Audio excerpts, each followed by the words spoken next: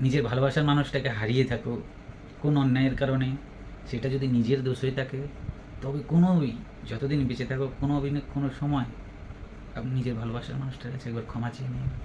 হয়তো সেও তার মন থেকে তোমাকে ভালোবেসেছিল, তাই না? এই জন্য বলছি, ভালোবাসার মানুষগুলোকে কোনোদিন কষ্ট দিতে নেই। হয়তো যে ভালোবাসে সে বুঝে যে কষ্টটা কতটা, আর যে ভালোবাসে না সে কিছুই মনে করে না।